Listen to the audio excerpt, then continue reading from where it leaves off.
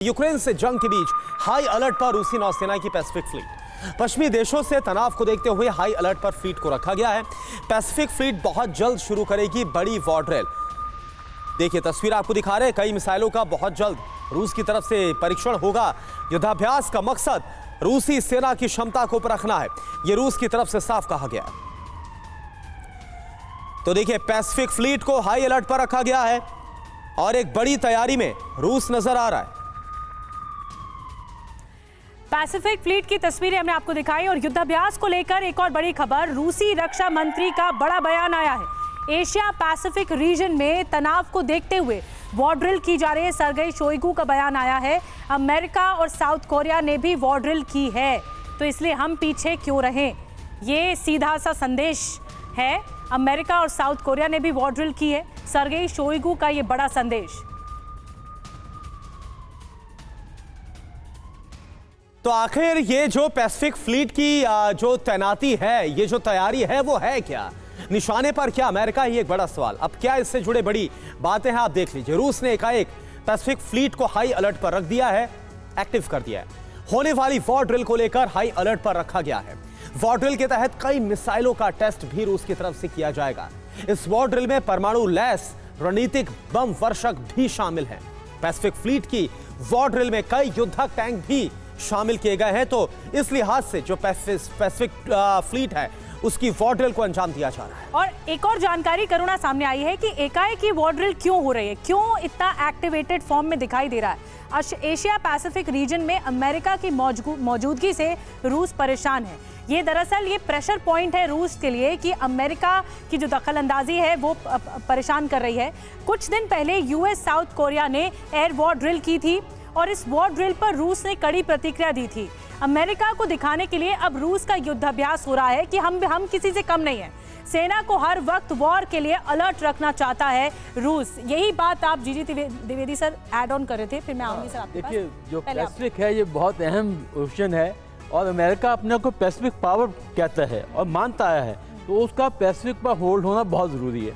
तो चाइना ने अभी जैसे साउथ चाइना सी में, ईस्ट चाइना सी में, तो वो सीधा उसको टक्कर दे रहा है। और जो नॉर्दर्न साइड में रशिया का जो पैसिफिक फ्लीट है, उसकी एक और बड़ी भूमिका है। उन्होंने अभी नॉर्दर्न रूट खोला है। नॉर्दर्न रूट जो है स्कैंडिनेविया होते हुए ये अटलांटिक में जाएगा।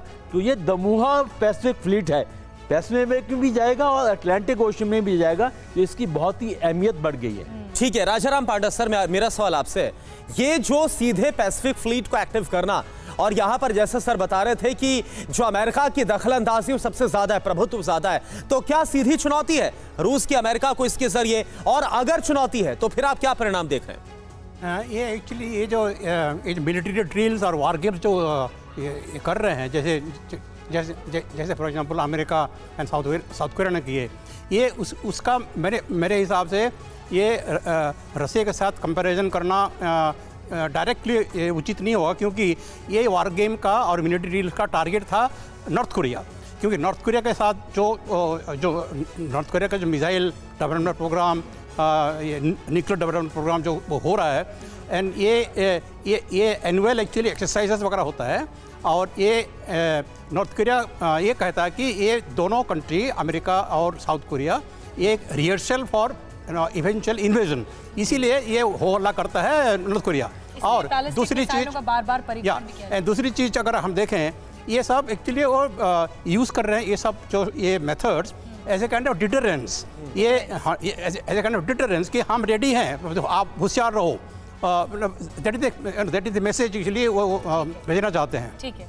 नहीं अतुल सर, टाइमिंग को लेकर एक सवाल उठ रहा है, इस टाइमिंग में ये सब कुछ होना। देखिए टाइमिंग, जैसे कि प्रोग्राम के शुरू में जनरल साहब ने कहा था कि ये जो वॉर है अब समुद्र की ओर बढ़ रही है, सी फ्रंट की ओर बढ़ रही है। ठीक है। ब्लैक सी की तरफ बढ़ रही है। और आपके प्रोग्राम का हमारे यहाँ पर आज का फोकस भी क्राइमिया रहा है। बेसिकली तो क्राइमिया में जैसे ही ये सी फ्रंट की तरफ वॉर बढ़ेगी तो आप ज़्यादा नेवल एक्टिविटी देखेंगे। नेवल एक्टिविटी सिर्फ आप रशिया की नहीं देखेंगे, नेवल एक्टिविटी यूक्रेन के पास तो कोई नेवल फोर्सेस ज़्यादा है नहीं, बेसिकली बाकी मुल्कों की फोर्सेस और आएंगी और ये वॉर ज़्यादा बड़ी होने का स्कोप बढ़ जाता है। समंदर में भी शांत नहीं रहेगा और समंदर में भी जो जंग है वो और ज़्यादा उग्र होती हुई दिखाई देगी।